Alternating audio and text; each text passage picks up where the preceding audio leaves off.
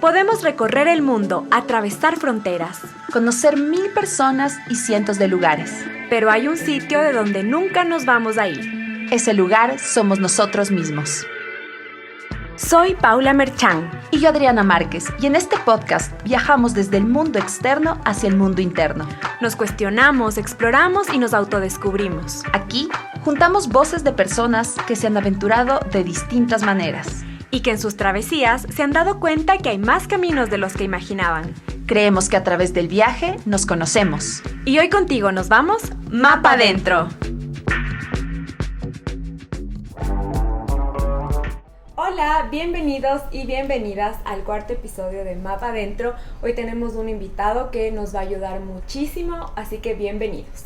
Rodolfo Cabrera es autor, conferencista y asesor estratégico en manejo de crisis, quien ha trabajado activamente con líderes, empresarios, políticos y más. Además colabora en varios foros internacionales y nos presenta un mensaje simple pero contundente para utilizar a una crisis como la plataforma para llevarnos al éxito y al logro de nuestros objetivos personales.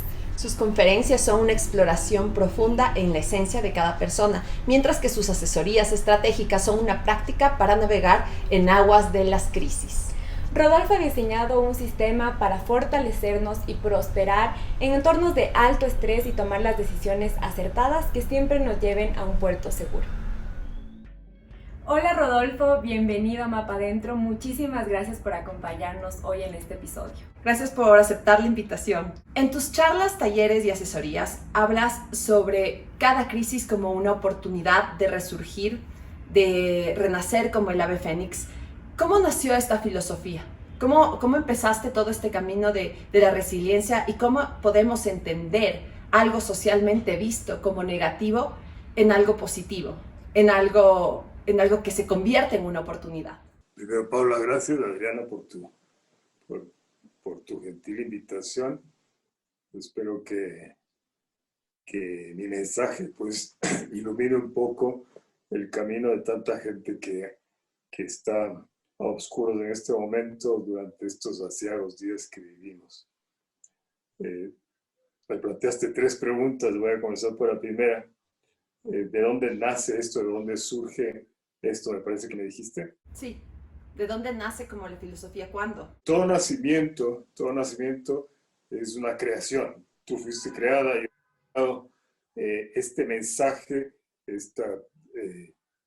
que espero aporte, fue creado. Para que haya creación, tiene que haber gestación. Es decir, para que hayamos nacido del vientre de nuestra madre, tuvimos que haber pasado por 9 meses de gestación.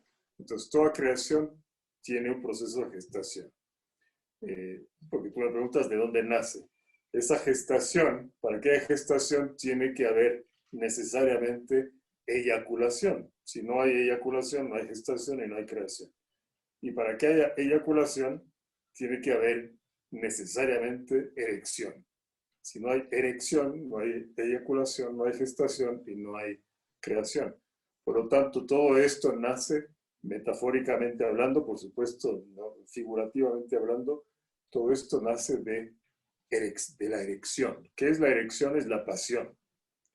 Es mi pasión por descubrir los principios universales que rigen la vida del hombre y poder comprender, más que comprender, perdón, interpretar de manera diáfana para mis intereses, digamos, y luego poder compartir con otras personas. Entonces, se escucha mucho esta frase trillada que todos tenemos que hacer lo que nos apasiona.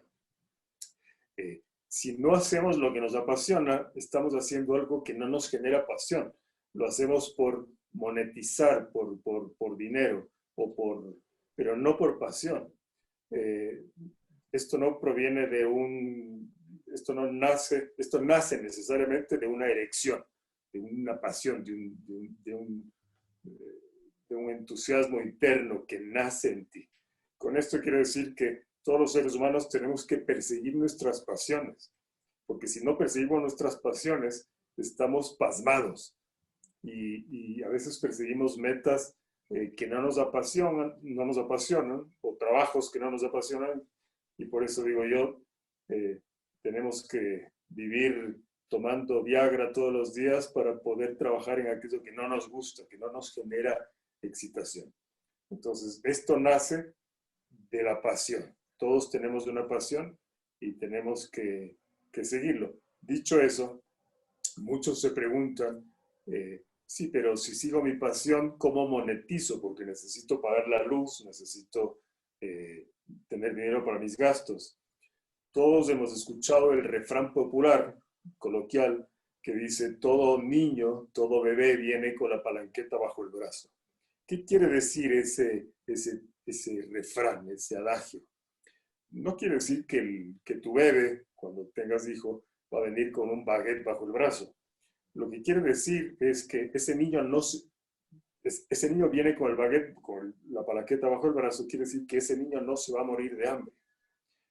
El día que tu hijo nace, se despierta en ti, en la madre, el instinto natural que hasta entonces estaba latente, estaba dormido, y va a ser imposible que ese niño se muera de hambre, porque tu instinto que se despierte ese día va a hacer que tu creatividad logre conseguir esa palanqueta.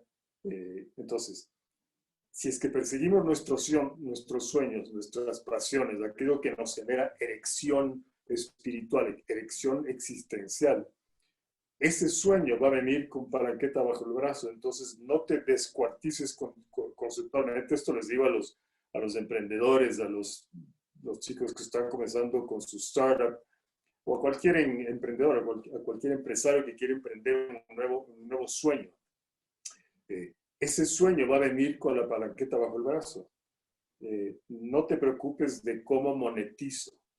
Eso se va a dar de manera orgánica. Claro, o sea, enfócate, o sea, básicamente es enfocarse en la pasión y canalizar esa pasión para que eso es lo que nos dé frutos, pero si estamos todo el tiempo enfocándonos en cuál va a ser lo que nos beneficie a nivel económico, quizás se desvíe un poco esa atención de la creatividad que debería estar enfocada en hacer las cosas con amor. Con pasión, básicamente. Entonces, esa fue tu primera pregunta. La segunda pregunta, me parece que dijiste que tiene que ver con por qué es que el refrán tridado, un poquito tridado ya, un cliché tridado que dice que toda crisis es una oportunidad, ¿no es cierto? Uh-huh. Las crisis son genéricas. ¿A qué me refiero con esto? La crisis es como el viento. El viento es viento. Hay vientos que provienen de todos los puntos cardinales. Hay vientos del norte, vientos del sur, vientos de levante, vientos alisios, vientos erráticos, vientos huracanados. El viento es viento. Y el marinero lo sabe y no se asusta y no se enoja. Por lo tanto, el viento es genérico. No importa de dónde venga, de dónde provenga el viento, el marinero tiene las velas, el timón y el libre albedrío para elegir su destino. Entonces, el problema es cuando no hay viento. Ningún marinero llega a su destino sin viento. De igual manera, las crisis provienen de todos los puntos cardinales. Las crisis hay crisis geopolíticas, políticas, económicas, crisis de pareja, crisis existenciales, crisis de salud o crisis futbolísticas. Porque estás perdiendo 2-0 en el minuto 80, estás en crisis. Entonces, la crisis es crisis. Y al ser genérica, el abordaje a la crisis, de igual manera que el abordaje al viento, y cuál es mi estrategia para enfrentar y utilizar al viento, cuál es mi estrategia para enfrentar y utilizar la crisis, también es genérica. El problema es cuando no hay crisis. Ningún ser humano, ningún empresario, ninguna pareja ha llegado a su destino, que es la felicidad y el éxito, sin crisis. El problema es justamente cuando no hay crisis. Y todo ser humano tiene las mismas 3 herramientas que tiene el navegante, que son la confianza para izar las velas, la firmeza para afianzarte del timón con firmeza y el libre albedrío para decidir destino de tu vida. Nos hablaste de estas 3 herramientas que todo ser humano tiene para cuando llegue el momento de una crisis. Y obviamente nuestro podcast es un podcast de viajes, de viaje interno y de viaje externo. Y yo te quiero preguntar, cuando estamos viajando, cuando estamos lejos de casa y nos enfrentamos a una crisis, como por ejemplo nos robaron, perdimos un avión o cosas más graves, ¿no? Como que tal vez algún familiar se enfermó en casa y estamos lejos. ¿Qué nos recomiendas para enfrentar crisis cuando estamos lejos de casa? Lejos de puerto seguro.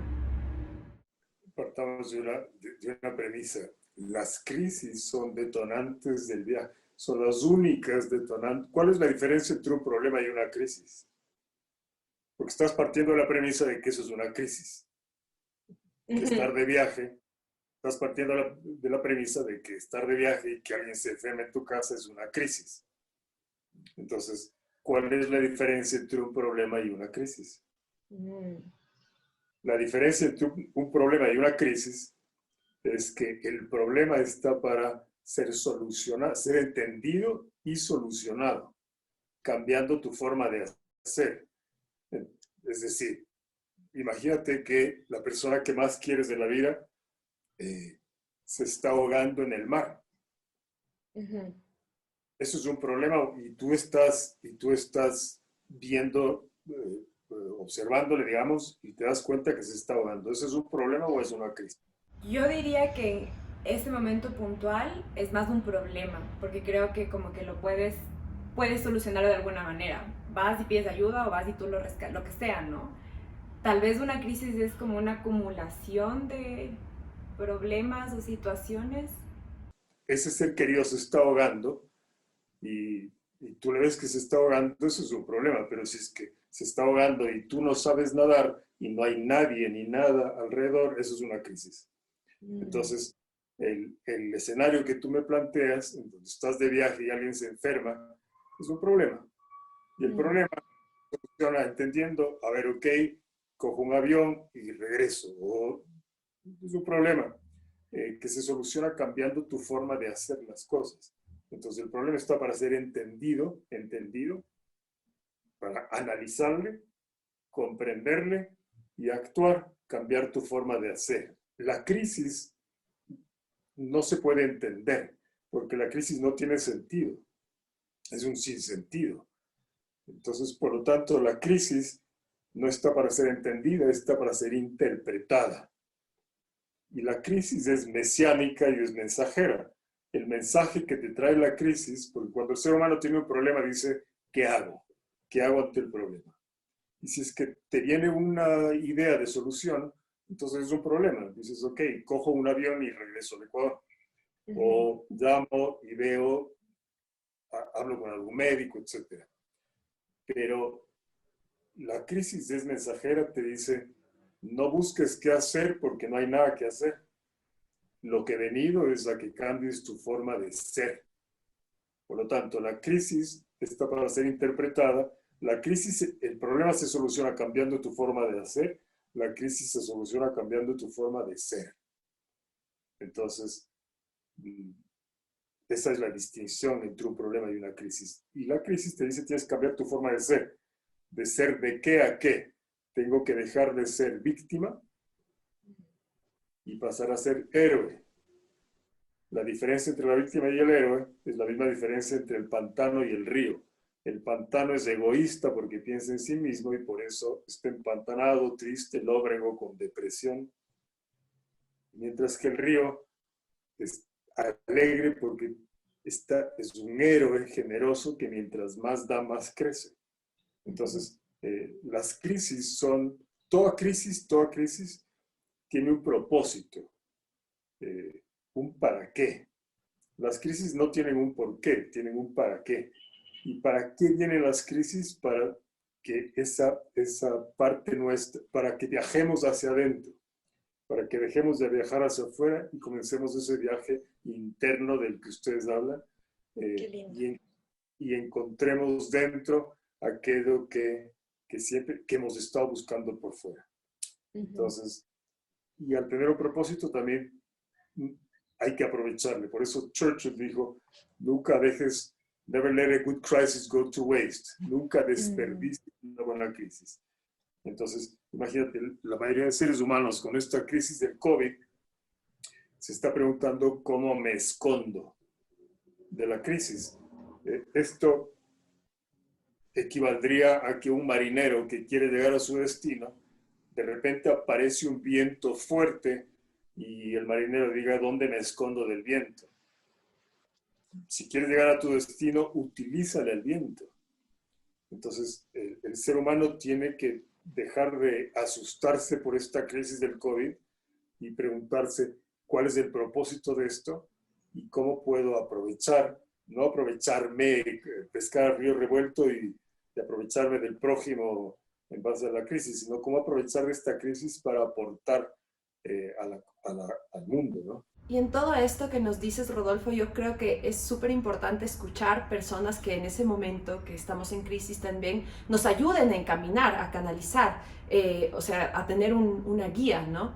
Y en esto yo creo que el coaching es algo fundamental y queremos que nos cuentes un poco cuál es el beneficio de eso, del coaching a nivel emocional y espiritual, la importancia de tener una guía, porque muchas veces la gente, las personas, me incluyo, dejamos eso para después, ¿no? Y es muy importante el viaje interno para la perspectiva que tengamos de vida y también elegir un guía.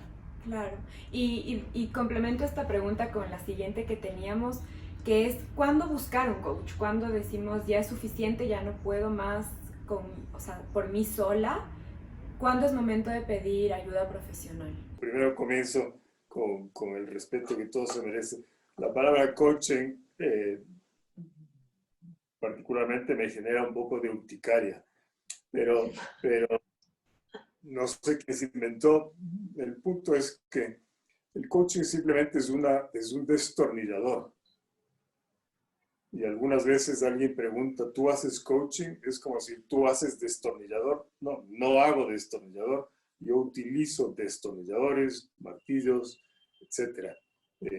Entonces, en el fondo, lo que un asesor, yo soy asesor, consultor, asesor, un mentor, alguien que te aporta perspectiva, y perspectiva no es nada más que ver lo mismo de distinta manera, desde otra perspectiva. Entonces, esto cuesta $20, sin embargo, me permite ver lo que no podía ver antes. Entonces, ¿cómo aportas perspectiva? Puedes utilizar herramientas como lo que hoy en día se apoda coaching, que no es nada más que ese arte ciencia que Sócrates ya lo utilizó y que se llama la mayéutica socrática. Es decir, son preguntas. Cuando el salonero te pregunta qué quiere comer, te está haciendo coaching, porque tú tienes la respuesta. No te dice cómo hace una carne y cómo quiere, bien hecha, 3/4, etc. Entonces, coaching es saber preguntar. Y hay preguntas de $3 que van a evocar respuestas de $3. Hay preguntas de $10 millones que van a evocar respuestas de 10 millones. Entonces, el famoso coaching no es nada más que el arte ciencia de hacer preguntas y dar perspectiva a través de figuras retóricas, de cualquier herramienta que te sirva para que la otra persona pueda obtener perspectiva. ¿En qué momento la persona, tú me dijiste, debe acudir a alguien que le dé perspectiva? Bueno, el momento en que ya no toleres, la gran mayoría de personas acude, no es que necesita de nadie, porque tú puedes encontrar perspectiva en un libro, un perro te puede dar lecciones, un analfabeto te puede dar lecciones de vida. Hay un refrán bastante trillado que dice, cuando el alumno está listo, el maestro aparece. Y el maestro no es un ser humano, puede ser, como digo, un perro, puede ser lo que sea. Entonces, la pregunta sería, ¿qué necesita el ser humano para estar listo? Tristemente, el ser humano necesita topar fondo para estar listo. ¿Y qué es topar fondo? Topar fondo es el momento en que el ser humano se rinde y dice, ya no puedo más. En el momento en que ya no dice, ya no puedo más, entonces el ego se rinde, el todopoderoso ego que cree que puede solucionar las cosas, dice, ya no puedo más, ya no sé qué hacer. Entonces, en ese momento, pues, eh, aparece el momento que te rindes, aparece cualquier herramienta, cualquier persona, cualquier animal que te pueda enseñar algo. Ahorita como que vi muy gráficamente lo que acabas de explicarnos respecto a qué es el coaching o la asesoría o ser guía, que es esto de hacer preguntas que te cambien la perspectiva. Y cuando yo te pregunté de qué hacer si es que estás viajando y tienes una crisis, y me dijiste, ¿pero es una crisis o es un problema? Y en mí llegó así como que, en verdad no es una crisis, puedo manejarlo tal vez de una manera más fácil con recursos que tengo más a la mano.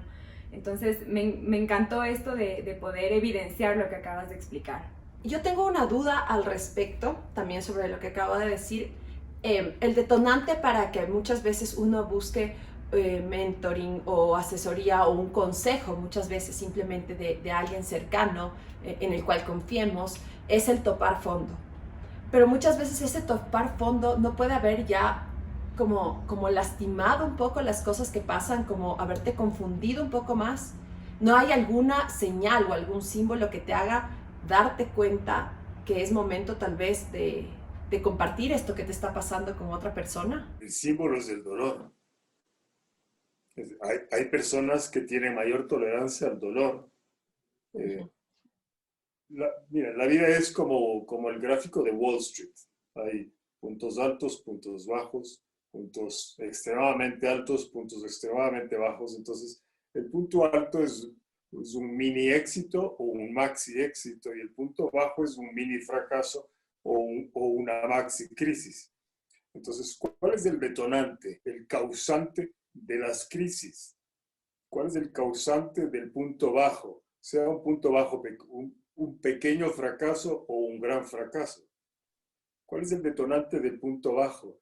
El detonante del fracaso de pareja, empresarial, deportivo, político, etcétera, etcétera, etcétera, es el punto alto. El éxito es el detonante del fracaso. El éxito mal manejado, porque en lugar de en lugar de innovarme y seguir subiendo, comencé a caer.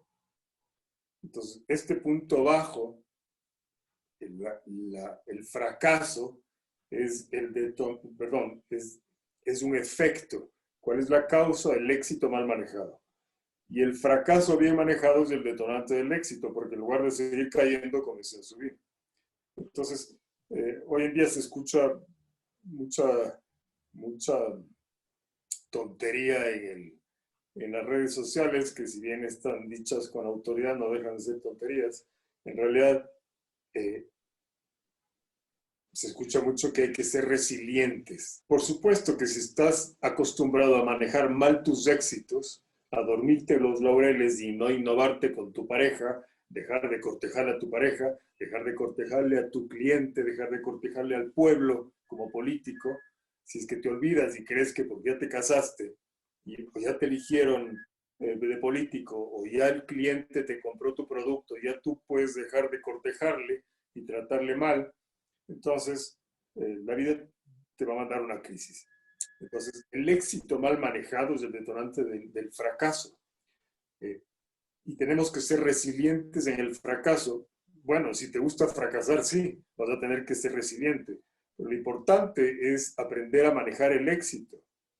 Y no, porque el éxito es detonante de prepotencia. Pero no entiendo aquí una parte. Si la resiliencia significa que tú emerges de alguna manera o tratas de transformar esto negativo en un pensamiento positivo que te impulse, quiere decir que la resiliencia vendría a ser el topar fondo y el volver a surgir. ¿Cómo se vuelve tan diferente? Cuando tú topas fondo, por supuesto la vida, la gente, digamos, tienes que ser resiliente.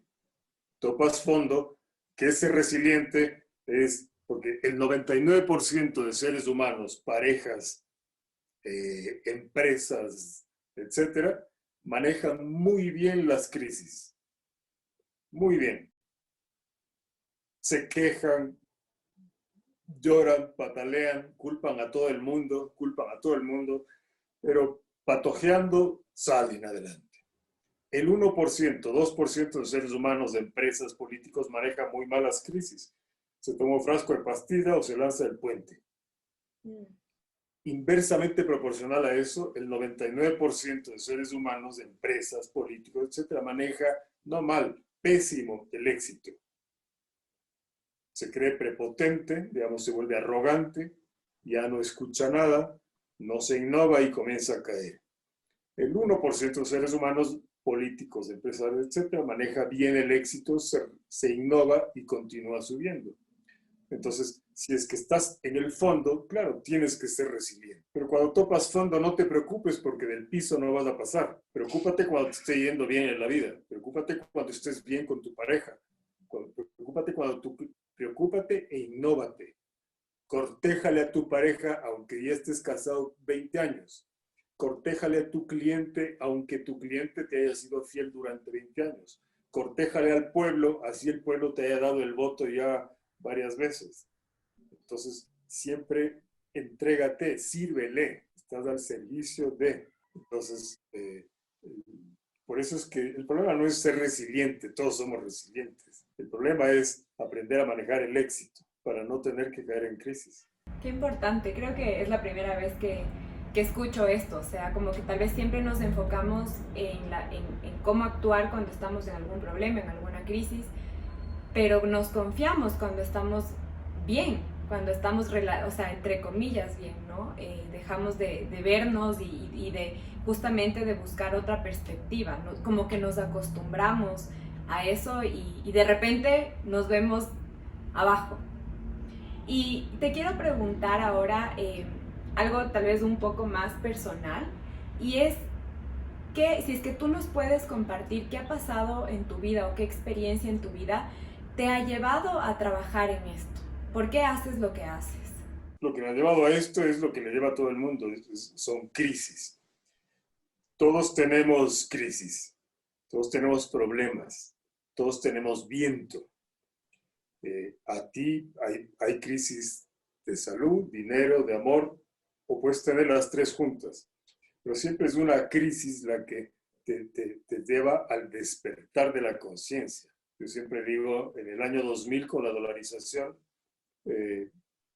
perdí todo. Y solo cuando perdí todo me di cuenta, cuando la vida me dejó sin nada, me di cuenta que lo tenía todo. Solamente cuando la vida me vació, me di cuenta que estaba lleno. Solamente cuando entré en crisis y topé fondo, dejé de quejarme por nimiedades, por intrascendencias. Entonces, y en ese momento comprendí, digamos, la vida me amputó el miedo sin anestesia. Y por eso es que transmito el mensaje del antídoto del miedo, que está planteado en una de las conferencias que te compartí, que está en YouTube, que la puedes compartir con tus oyentes. Entonces, bueno, el día que el ser humano se queda sin nada, se da cuenta que lo tiene todo. El día que la vida te vacía, te das cuenta que estaba llena. Solo el día en que el ser humano topa fondo, tiene un atisbo lejano, un vislumbre de lo que el padre de la literatura americana, Mark Twain, dijo: los 2 días más importantes en la vida del hombre es el día que naces y el día que descubres para qué naciste. La crisis es detonante de propósito, porque el día que tienes crisis y la trasciendes, te das cuenta para qué naciste. Entonces te das cuenta cuál es el objetivo, cuál es tu propósito de vida, tu misión, tu causa, y te entregas a la vida. Entonces, imagínate 4 gradas, ¿ya? Estás en la primera grada, como todo ser humano, vivimos una vida sin crisis.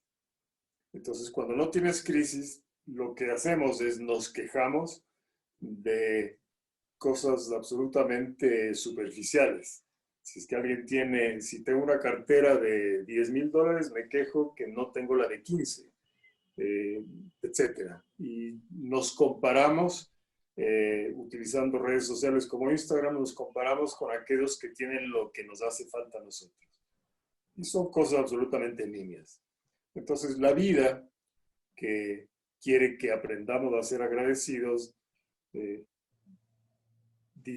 nos dice, te voy a mandar algo para que tengas de qué quejarte. Entonces nos manda una crisis. Y cuando nos manda una crisis, nos damos cuenta que de lo que nos quejábamos antes era de cosas absolutamente nimias. Entonces la vida nos manda una crisis para que dejemos de quejarnos de bobadas y que aprendamos a agradecer lo que tenemos. Porque cuando estamos en crisis decimos, antes no agradecía lo que tenía, me quejaba de bobadas y ahora la vida me ha dado esta crisis. ¿Cómo sales de la crisis? Haciendo lo mismo que hiciste para entrar en crisis. Para entrar en crisis te quejabas de bobadas. Para salir de crisis tienes que hacer lo mismo, pero al revés. Tienes que agradecer de bobadas. Comienza agradeciendo. Estás en absoluta crisis, has perdido absolutamente todo, pero algo te queda. Algo te queda. Haz un inventario y agradece. Si perdiste un dedo, agradece que tienes 4. Comienza a agradecer de cosas intrascendentes, pequeñitas. Y si es que haces eso, la vida va a decir, ya, esta persona ya aprendió con la crisis. Entonces le voy a dar un motivo para que agradezca por cosas trascendentes. Entonces te da cosas, te da bendiciones para que agradezcas ya no por cosas nimias, sino por cosas importantes. Qué hermoso y qué alegría saber que llevas estos mensajes a personas que necesitamos oírlo. Creo que todos estamos incluidos, todos como humanidad. ¿Cómo ha sido también en este proceso, en este camino que has tomado en tu vida de la pasión de llevar este mensaje al mundo? ¿Cómo es este tipo de viaje que has realizado? ¿Hacia dónde te has dirigido? Cuéntanos un poco cómo ha sido esto, el viaje de llevar el mensaje no solo aquí en el Ecuador, sino a varios otros puntos del mundo. Mi viaje ha sido el mismo viaje de todos. El viaje que ya Joseph Campbell lo planteó como el viaje del héroe. Todos somos víctimas. Y el viaje es un viaje a que la víctima muera. Entonces todos, por eso a veces cuando me dicen ¿qué hago? Me habla de coaching, asesoría, consultoría. Yo te acompaño en el buen morir. Te acompaño en la eutanasia voluntaria de tu ego, de tu víctima, para que muera y luego renazca como el ave fénix, el héroe. Entonces, la víctima es egoísta. Entonces, este viaje tiene 4 etapas. El viaje hacia tus sueños. En el viaje hacia tus sueños hay 4 etapas. Ya lo dijo aquel insigne abogado y activista indio Mohandas Gandhi, que hace ya más de 70 años sentenció una verdad del tamaño de una catedral que dijo, en el camino hacia tus sueños, todo ser humano, todo empresario, todo político, todo ser humano, todo atleta, todo artista, tiene que pasar por 4 etapas. Primero, te ignorarán. Después se te burlarán.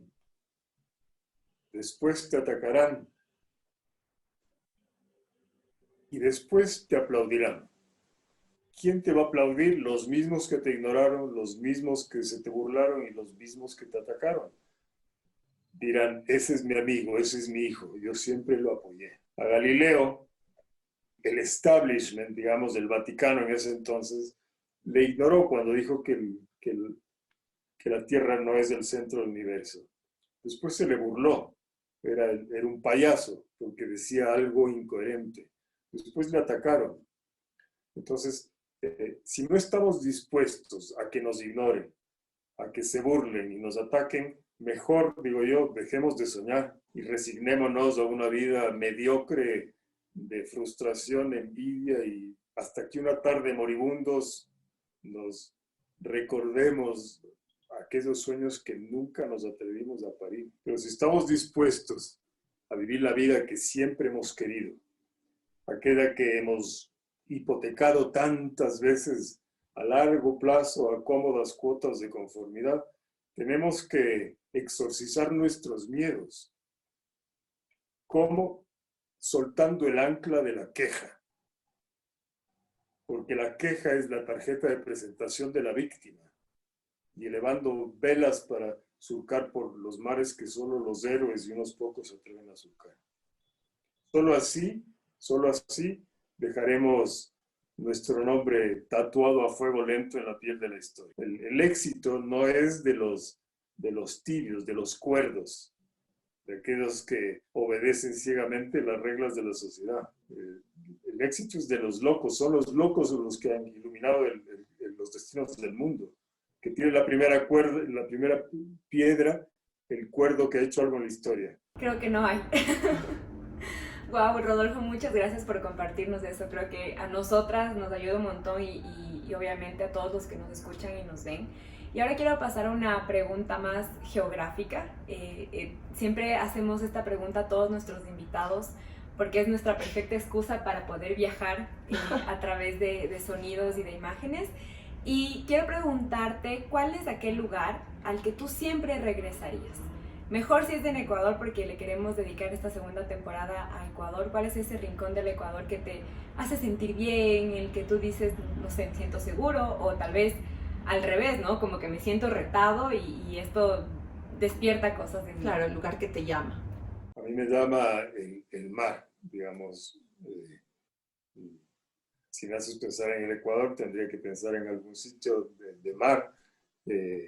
No le tengo en mente, pero siempre es un acantilado con el atardecer al fondo, porque es lo que me inspira, el atardecer, ese espacio atemporal, el crepúsculo, ese espacio atemporal en donde no es ni día y no es de noche, porque en esos momentos es donde salen las hadas y los duendes y las musas salen a dejarse perseguir por los poetas.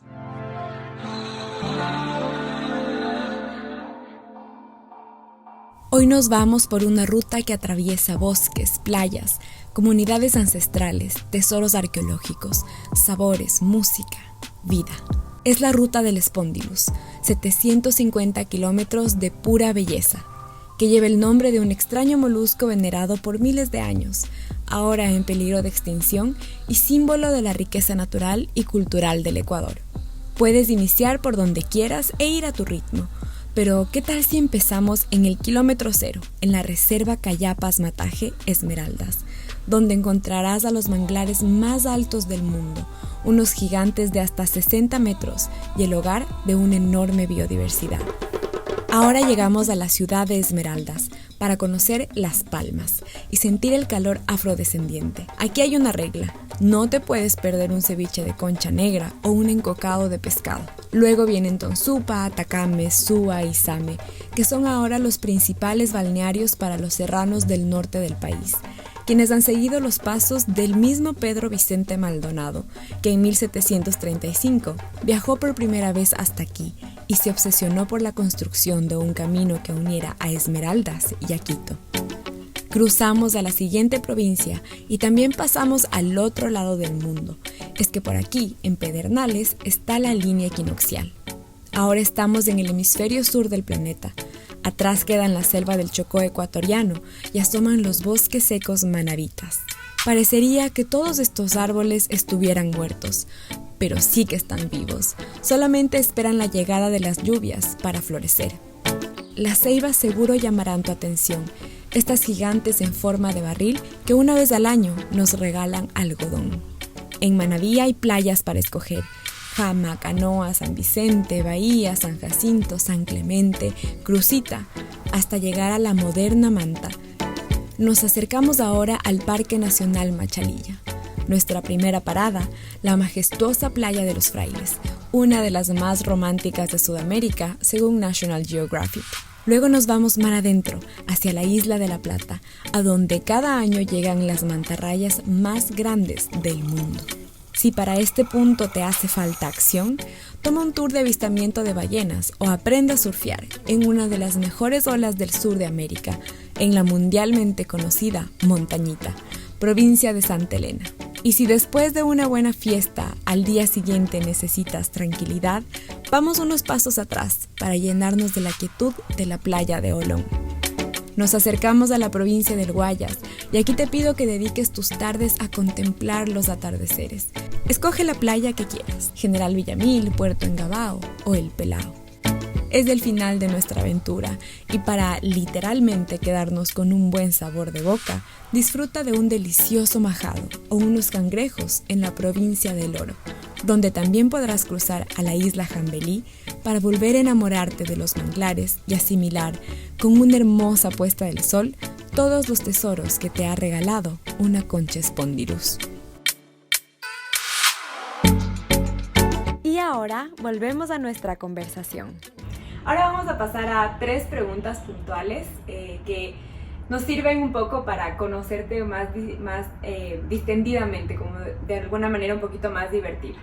Y queremos preguntarte, la primera es, ¿qué animal o elemento de la naturaleza, puede ser elemento, sí, como tierra, aire, fuego, o un animal o una planta, con cuál te identificas tú?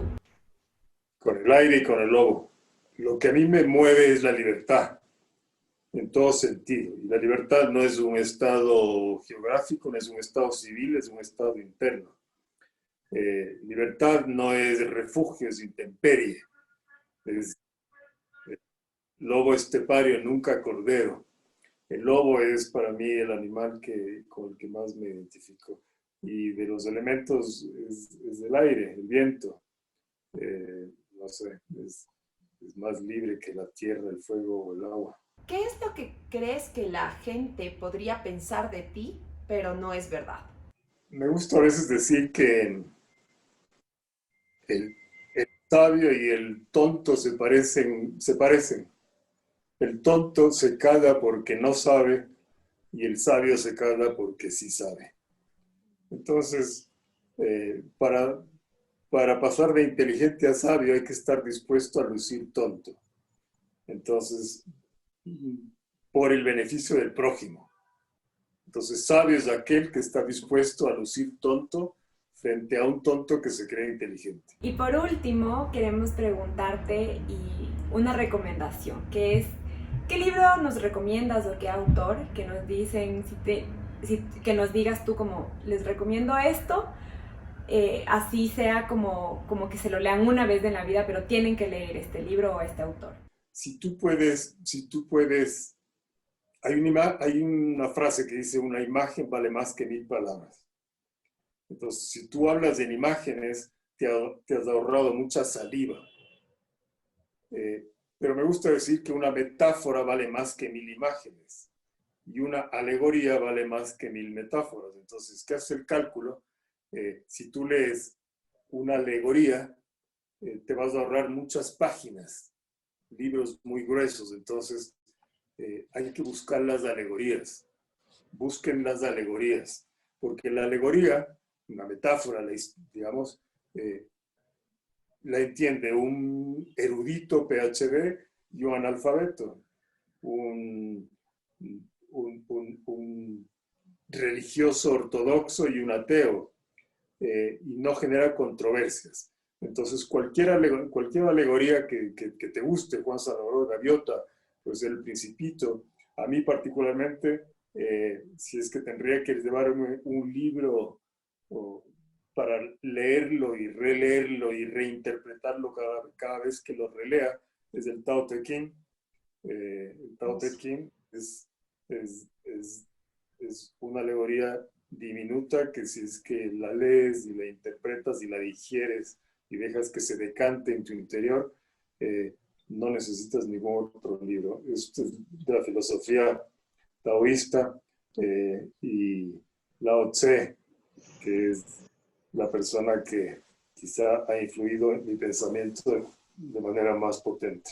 Qué hermoso, me encanta el Tao, así que te agradecemos mucho esta recomendación y en general te agradecemos el habernos acompañado. No sabes cuánto hemos aprendido de ti. Yo he visto varias de tus conferencias y también he leído algunos de tus escritos y para nosotras es un honor tenerte aquí en Mapa Adentro, especialmente para que todos puedan viajar eso, o sea, hacer el viaje más importante que es el viaje interno.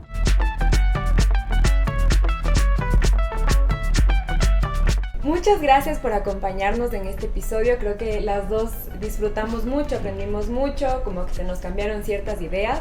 Así que esperamos que también les sirva tanto como a nosotras. Y si les gustó este episodio, compártanlo con otras personas para llegar a más personas y poder crecer en esta comunidad. No olviden tampoco suscribirse a nuestro canal de YouTube para que puedan enterarse de los siguientes episodios y seguirnos en nuestras redes sociales como @mapaadentro. Los esperamos para un próximo episodio. Adiós. Bye.